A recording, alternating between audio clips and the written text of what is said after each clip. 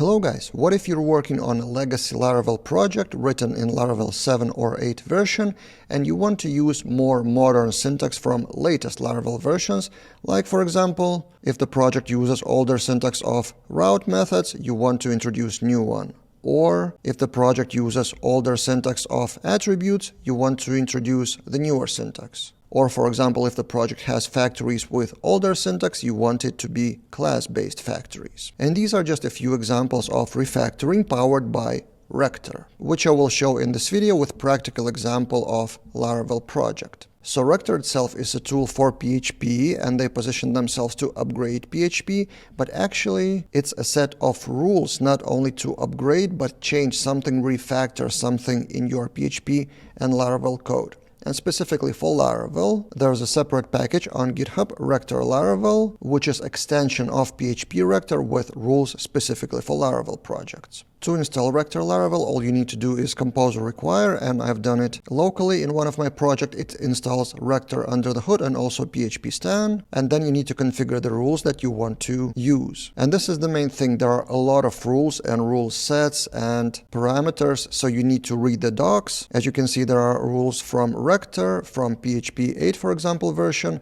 and Rector Laravel, and there are rule sets, so it's pretty complicated. But basically, when you configure that Rector PHP, which should be in your main folder of the project, then you run vendor bin PHP Rector, and I advise you to first run it with dry run, which will just show the changes, but not actually change the files. If you run it without that parameter, then your files will be updated. And that's why you must use Git and GitHub to revert changes if you want. So this was my local experiment on a random project. Now let me show you how I asked my colleague to run Rector with various rules on a very old project with Laravel 8. It doesn't even matter what the project is about and how it works. What I will show you is before, after, with various Rector rules. So here's attempt number 1 with this set of rules. There's a rule dead code, then Laravel 12 upgrade, and I remind you this is Laravel 8 project, and then legacy factories 2 classes, specific rules for changing the factories.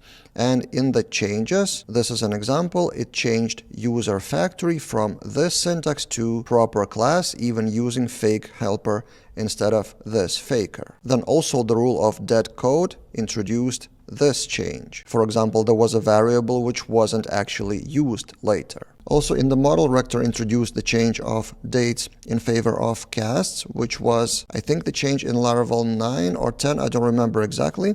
Then in the user model, for example, it changed the syntax for attributes, which I've shown you already in the beginning of this video. And actually the old syntax still works, so the project still works. It's just more modern syntax for anyone who is introduced to the project and they, for example, learned Laravel only with Laravel 11 version or 12. So they wouldn't even know or understand the older syntax. So yeah, that was the first Rector run. Let me show you the second one. In this one, we tried prepared sets, which is PHP set for code quality type declaration, so you can enforce return types and a few more parameters. And this was a pretty huge change in the code base, so a lot of files were changed, mostly introducing return types, and in many cases in the places where I wouldn't probably use them. So for example, void everywhere in the seeders, but also along the way, for example, adding boolean here, but also adding strict check for not equal. In a couple of models, for example, it introduced the type of array returned.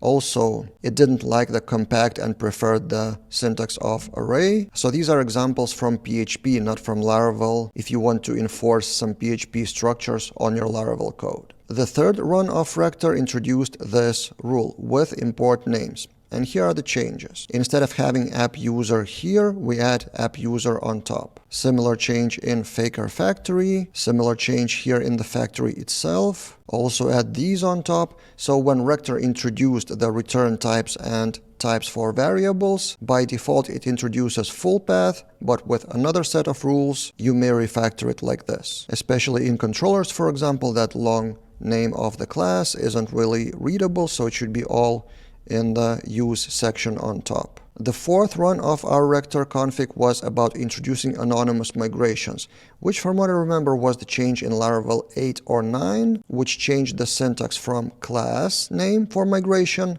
to just return new class and fully rely on the timestamp and the name of the file instead of repeating the file name in the class. So it introduced the changes to all the migration files if you prefer to use that newer syntax. This is a good example of Laravel specific rule. The fifth run of Rector is for a change which may be very debatable. It was just an experiment, so there's a rule Eloquent magic method to query builder, which basically adds the query to all of your Eloquent queries, like this. And I have a separate video about why you would want to do that, and I will link that in the description below. But basically for these cases, it's pretty pointless just for calling one method. But for example, if you have a chain of methods and if you want the IDE autocomplete without Laravel IDEA package in PHP Storm, and usually you would split this line into a few lines with proper formatting, so for those cases, or for example, this one is very good. If you have order by, take, and get, or with count, then it would even look more readable on a few lines, which Rector didn't implement in this case. It just added query. But in this case, it added that query to all of the Eloquent queries, which I don't really like because that is an overkill in my opinion. But this is one of the rules in Rector Laravel. And finally, the sixth run as an experiment was for very specific another Laravel rule. So for example, you can write order by condition in Eloquent in a shorter way with latest. So there is a specific Rector Laravel rule to introduce this change. And in the docs of that package, there is a list of 79 rules for Laravel, and here are a few more interesting ones that I found. For example, if you prefer the shorter helper back instead of redirect back, you can make that change, or another shorter to route instead of redirect route. Then another classical one is to remove DD and dump from the code. Then this is a good practical one for validation rules to be not with separator but as array, if you prefer that syntax. And then finally a fresh rule that was introduced into the framework in Laravel 12 just a few weeks ago. Now you can define the scope as attribute on top instead of prefixing the method of scope active. This is the tweet by Taylor about that change, which is in the docs, and it was posted on April 1st, but it's not an April 1st joke. Here's the zoomed in version of that tweet example, and now that rule is in the Rector Laravel as well. Here it is, contributed by Peter Fox 3 weeks ago. So from these practical examples, I hope you get the idea, but in general, when you would use Rector, or when I would use it personally. In general, Rector is in the same category of tools, automated tools like Larastan and PHP Stan for static analysis, like Pint and CS Fixer for styling, and like Laravel Shift for upgrading Laravel versions. And they all automate something in your code base on a different level and from different angle. So I would use Rector personally if I wanted to change specific rules, not for the full code base check, but if I want to enforce or upgrade specific rules for syntax like for attributes or for factories, I would probably run it once on the legacy project for upgrade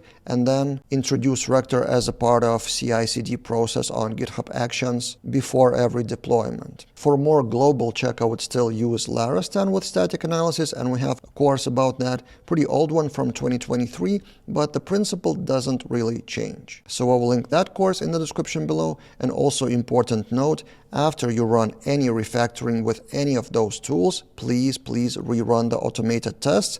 I hope you have them in your project. If you don't, or if you don't have enough of them, here's another course that you may take, which was recently upgraded to Laravel 12, Testing for Beginners with PEST and PHP Unit. What do you think about Rector? Do you use it? Or if you don't, will you use it? For which rules specifically? Let's discuss in the comments below. That's it for this time, and see you guys in other videos.